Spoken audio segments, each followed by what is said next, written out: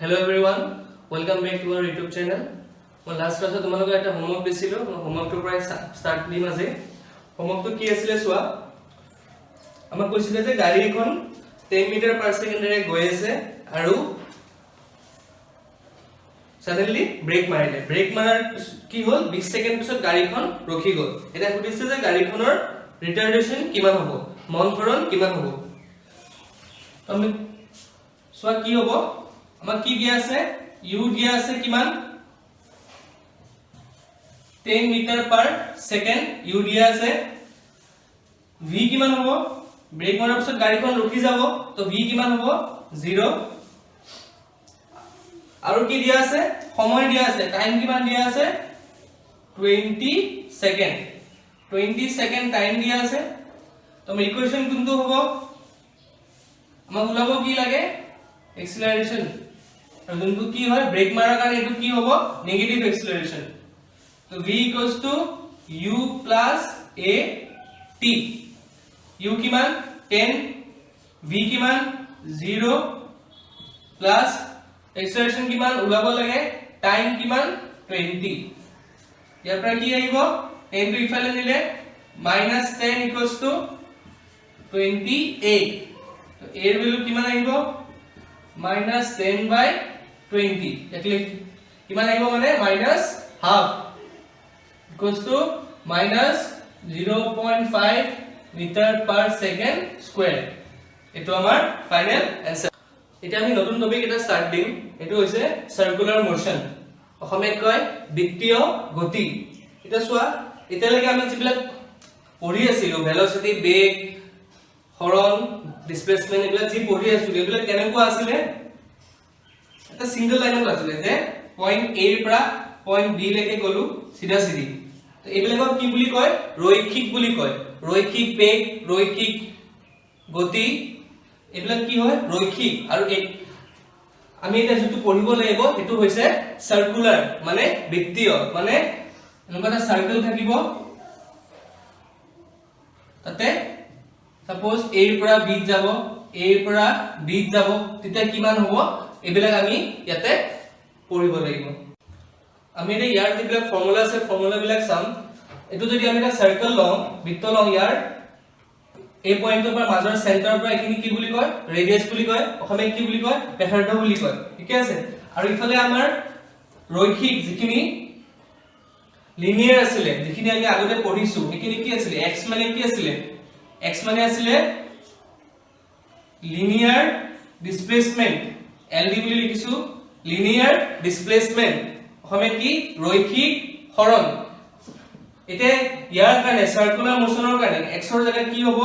থিটা, আৰু তা কি বুলি ক'ব, এঙ্গুলাৰ ডিসপ্লেসমেন্ট। এঙ্গুলাৰ ডিসপ্লেসমেন্ট অসমীয়াত কি ক'ব, কৌণিক হৰণ। তাৰ ফৰ্মুলা কি হৈছে চাবা, ইংলিছৰ মতে হৈছে arc divided by radius. Theta equals to arc divided by radius. অসমীয়াত কি হয়, আর্ক মানে কি হয়, চাপ বুলি কয়। কোনবা এটা সাপোজ এই সাৰ্কেলটোৰ কাৰণে চাব লাগে আমি, ইয়াতে পয়েন্ট a ললো, এখিনি পয়েন্ট b ললো, পয়েন্ট a ৰ পৰা আমি পয়েন্ট b লৈকে গলো। তো এনেকে যদি দিও, দুইটা সেন্টাৰৰ লগত জয়েন কৰি দিলো, এটো এংগল কি হ'ব থিটা, মানে আমি কিমান ডিগ্ৰী গৈছো। আগতে কিহত আছিল, আমি মিটাৰত ওলাইছিলো, এটা কিহত ওলাম আমি, ডিগ্ৰী বা ৰেডিয়ানত ওলাম, ৰেডিয়ান বুলি কয়। তো কিমান ডিগ্ৰী গৈছো কেনেকে ওলাব, এই যিখিনি ইয়াৰ পৰা সাৰ্কুলাৰ এটা পাৰ্ট ন, এখিনি কি বুলি কয়, আৰ্ক বুলি কয়, এখিনি আৰ্ক বুলি কয়। এটা সাৰ্কেলৰ সৰু এটা পাৰ্টক আৰ্ক বুলি কয়, অসমীয়াত কি বুলি কয়, চাপ। অসমীয়াত কি বুলি কয়, চাপ। তো ইয়াতে কি হ'ব, চাপ ডিভাইডেড বাই কি হ'ব, ৰেডিয়াস মানে কি ব্যাসাৰ্ধ। তো চাপ ডিভাইডেড বাই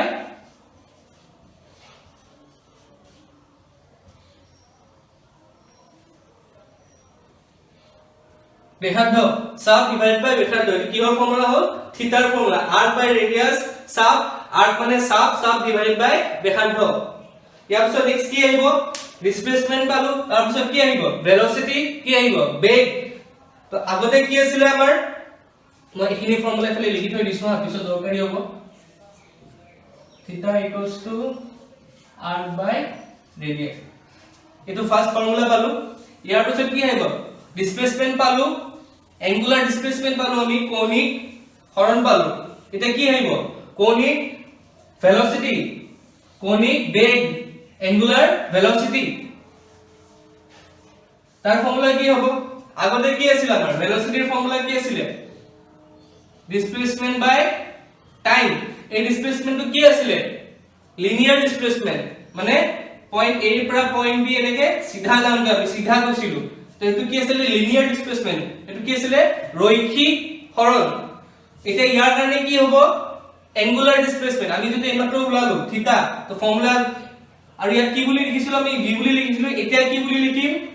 w বুলি লিখিম w ইকুয়ালস টু ফর্মুলা কি হ'ব আগতে কি আছিল x বাই t এবাৰ কি হ'ব থিটা ডিভাইডেড বাই t থিটা ডিভাইডেড বাই t তো থিটাৰ ইউনিট হ'ল থিটাক আমি কিহত লিখো ৰেডিয়ানত লিখো ৰেডিয়ান যেনেকৈ আমি x টো কিহত লিখো মিটাৰত তো থিটা আমি লিখো ৰেডিয়ানত তো ইয়াতে কি হ'ব ইউনিটটো ৰেডিয়ান পাৰ টাইমৰ কাৰণে সেকেন্ড ৰেডিয়ান পাৰ সেকেন্ড এটো কিহৰ কাৰণে এঙ্গুলাৰ ভেলোসিটি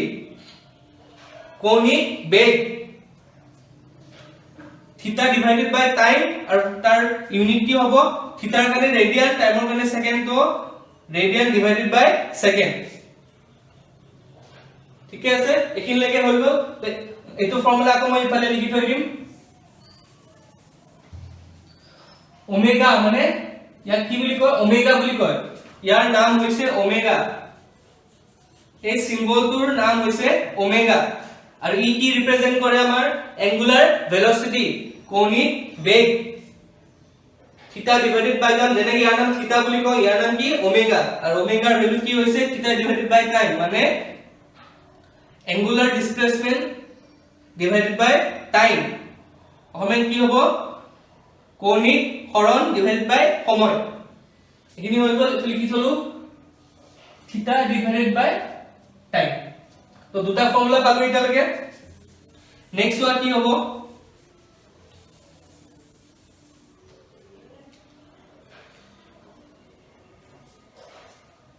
हमारा नेक्स्ट टॉपिक है टाइम पीरियड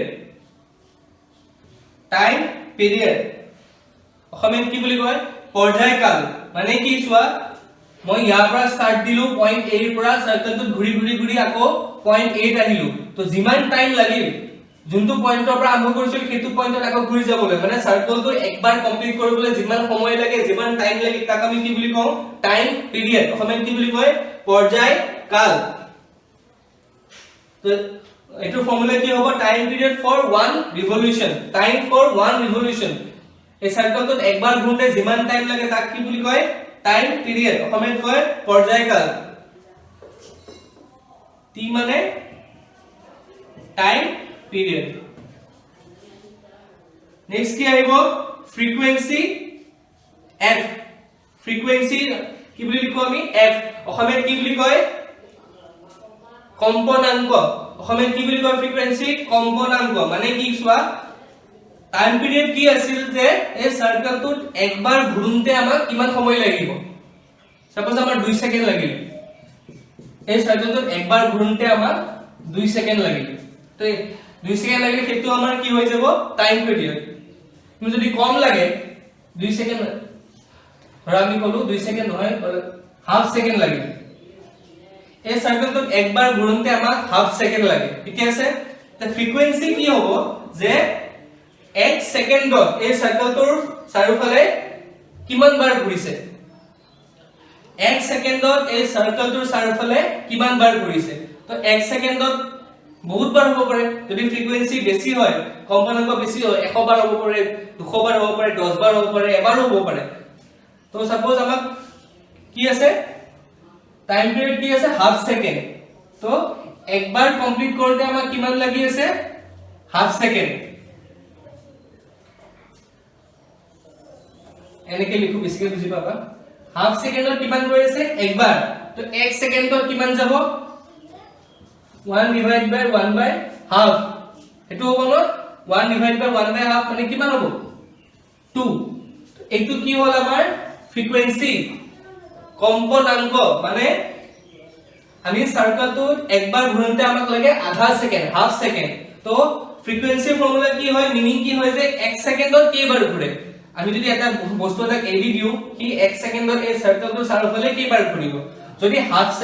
একবাৰ ঘুৰতে হাফ সেকেন্ড লাগে তেনহলে 1 সেকেন্ডৰ কাৰণে কেইবাৰ ঘুৰিব দুইবাৰ মানে তো সেইটো কি বুলি কয় ফ্ৰিকোয়েন্সি তো ইয়াৰ ফৰ্মুলা কি হ'ল ফ্ৰিকোয়েন্সিৰ এই যেটো টি আছে তাৰ অপোজিট 1/t ঠিক আছে ইয়াতো হেতুৱে লিখিছো frequency equals to 1 by t तो यार যদি আমি লও যে টাইম পিরিয়ড হাফ সেকেন্ড একবার ঘুরতে হাফ সেকেন্ড লাগে ফর্মুলা বহলে কি হবে 1 ডিভাইড বাই 1 বাই হাফ আকৌ 2 টু উপৰত যাব মানে কি হ'ব 2 তো ফ্রিকোয়েন্সি কি হ'ব 2 আর টাইম পিরিয়ড কি হ'ব কিমান লৈছিলো আমি হাফ তো আমাৰ ফর্মুলা কি হ'ল time period equals to 1 by f হয় এটো নহলে f equals to 1 by t দুইটা কি হয় অপোজিট এখিনি হলো আমাৰ টাইম পিৰিয়ড আৰু ফ্ৰিকোয়েন্সি টাইম পিৰিয়ড হৈছে একবাৰ ঘুৰতে কিমান সময় লাগিব আৰু ফ্ৰিকোয়েন্সি হৈছে 1 সেকেন্ডত কেইবাৰ ঘুৰিব এখিনি ফৰ্মুলা মই এফালে লিখি লৈছো অকল টাইমটো লিখো time equals to 1 divide by f এটা সোয়া আমাৰ যেটো ওমেগা আছে আৰু এটো টাইম পিৰিয়ড আছে তাৰ মাজত এটা ৰিলেশন আছে তো ফৰ্মুলাটো কি হ'ল সোয়া আমি তিনটা ফৰ্মুলা এতিয়ালৈকে লিখিলো নেক্সট ফৰ্মুলাটো হৈছে omega equals to twice pi by t omega equals to twice pi by t twice pi by t টো কৰ পৰা আহিলে ইয়াতে থিটাৰ জায়গাত যদি আমি গুটেই সাপোজ পয়েন্ট a পৰা লৈ পয়েন্ট b লৈকে আহিছে তো কিমান হ'ব 360 ডিগ্ৰী ঘূৰিব ন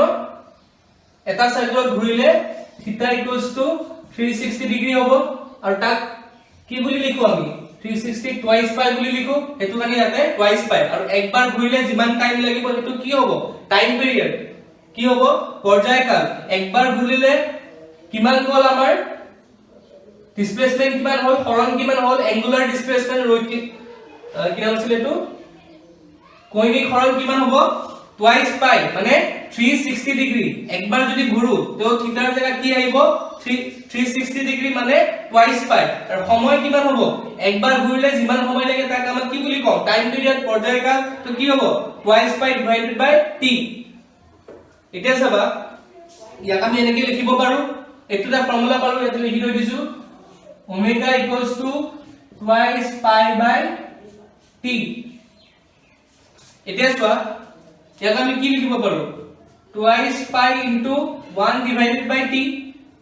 একে কথা 1 বাই t টো ইফালে লৈ গলো 1 বাই t মানে কি আছিল আমাৰ t যদি 1 বাই f নহলে f ইকুয়ালস টু কি হ'ব 1 বাই t তো 1 বাই t এর জায়গাত আমি কি লিখিব পাৰো টুৱাইস পাই f মানে কি হল ওমেগা ইকুয়ালস টু টুৱাইস পাই f এটো এটা আৰু কি পালো নতুন ফৰ্মুলা পালো ওমেগা মানে কি হৈছে এঙ্গুলাৰ ভেলোসিটি কৌণিক বেগ তাৰ কাৰণে ফৰ্মুলা কি হৈছে টুৱাইস পাই f টুৱাইস পাই টো গম পাইছা f টো কি হয় ফ্ৰিকোয়েন্সি কম্পোনেন্ট তো আৰু এটা ফৰ্মুলা ভাবিলে আমাৰ ওমেগাৰ ফৰ্মুলা কি হয় ওমেগা ইকুয়ালস টু টুৱাইস পাই f ঠিক আছে এখিনিলৈকে হৈ গল এতিয়া চোৱা আমি কি কি পাইছিলো দুটা ভেলোসিটি পাইছিলো এতিয়ালৈকে দুটা বেগ পাইছো এটা হৈছে কি লিনিয়াৰ ভেলোসিটি এটা এঙ্গুলাৰ ভেলোসিটি এটা ৰৈখিক এটা কৌণিক তো v কি হয় v আমি কি বুজাও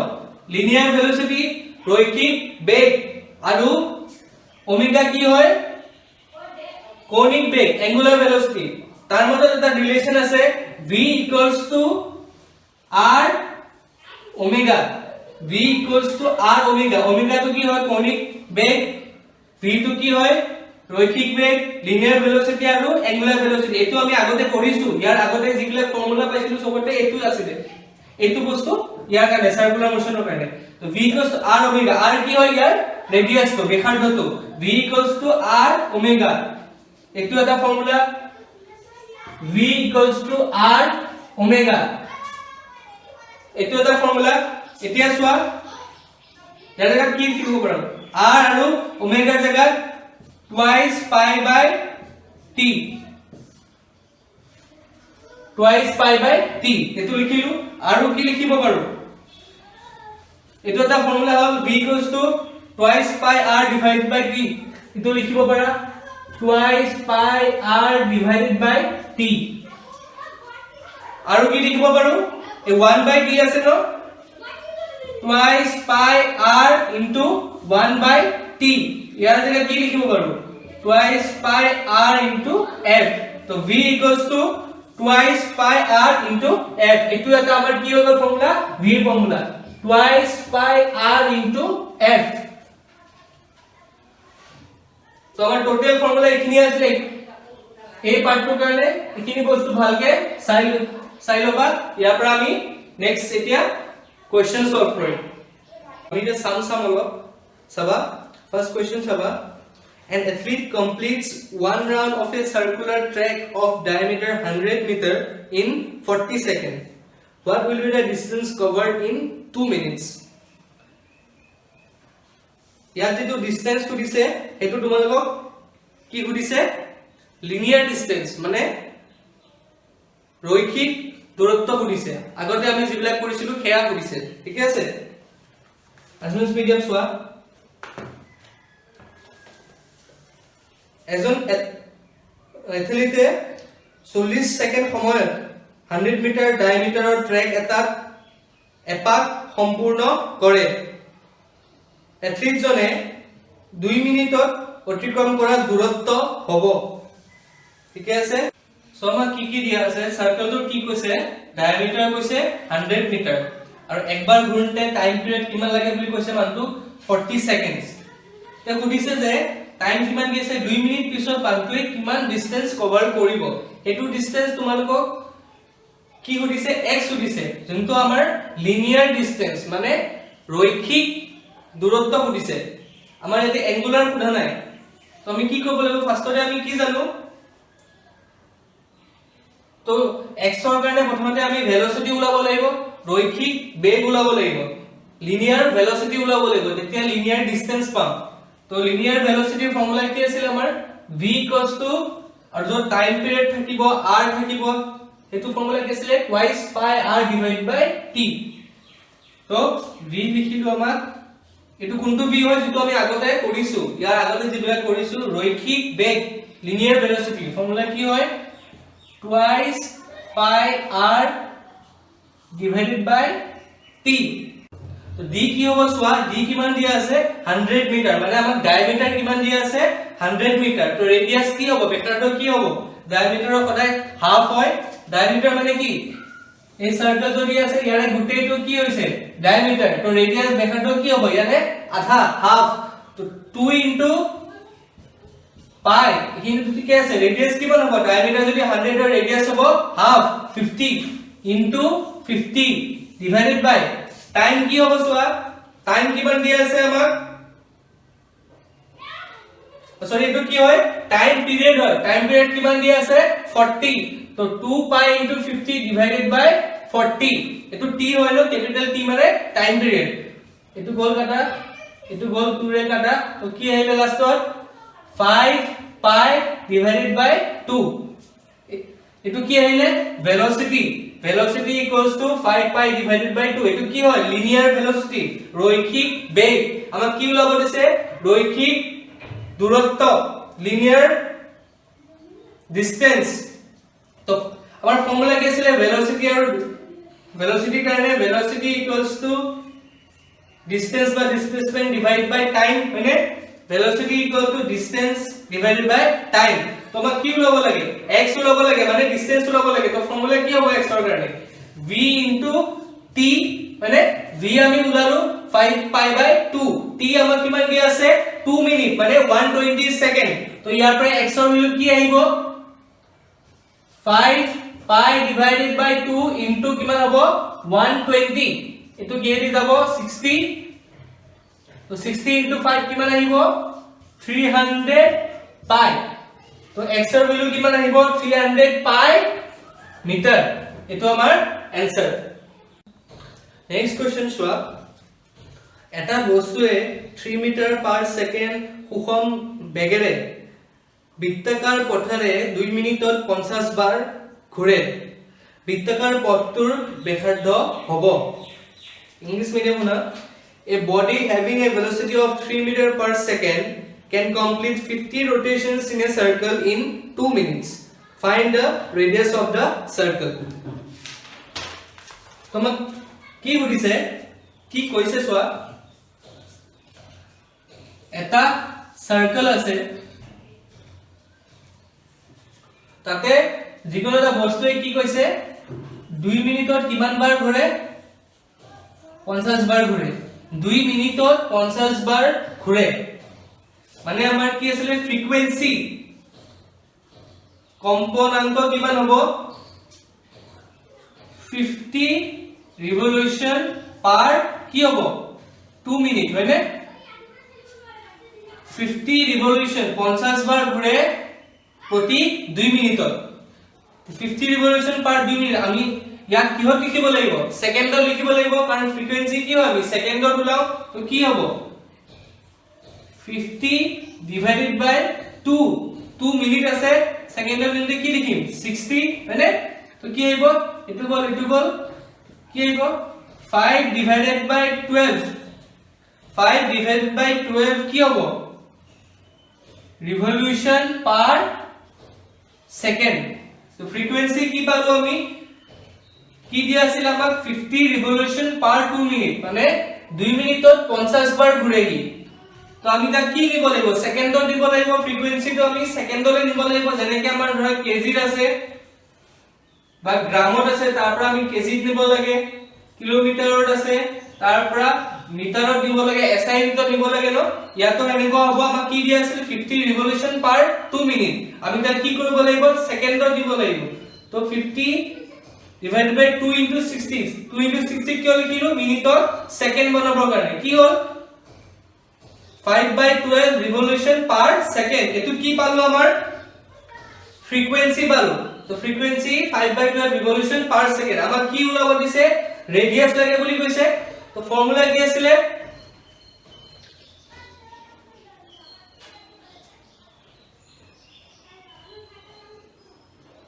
v আমাক দিয়া আছে ন মই তো পাহৰি গৈছো v কিমান দিয়া আছে আমাক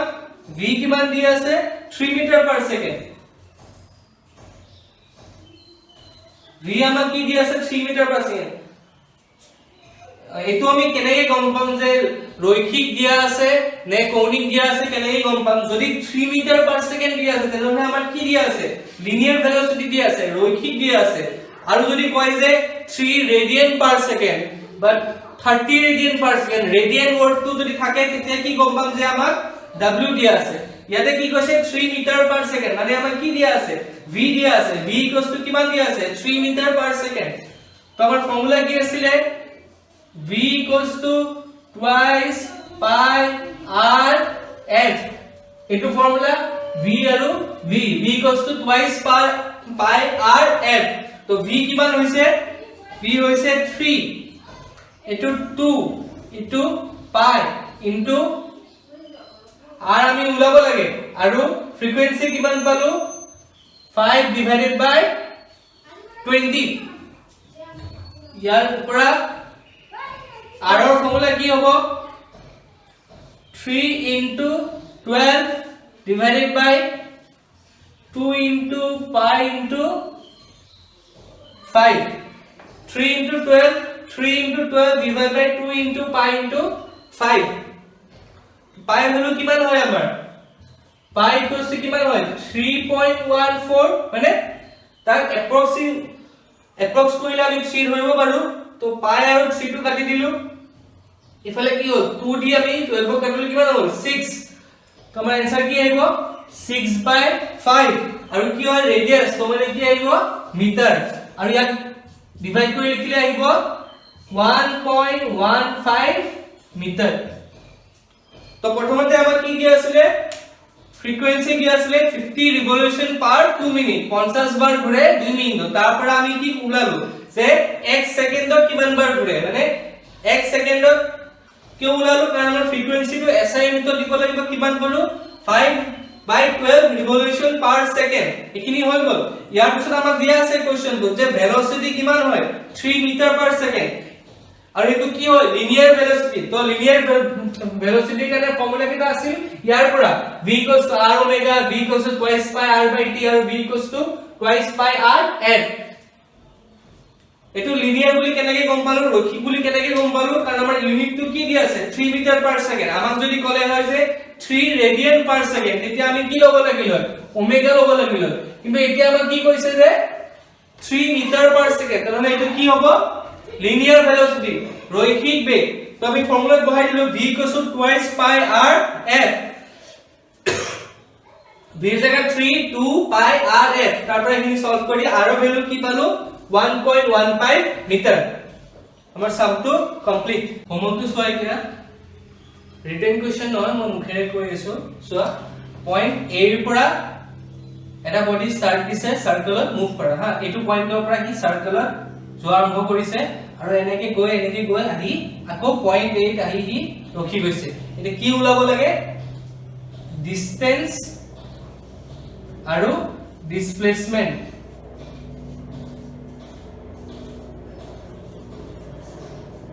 ডিসটেন্স কি হ'ব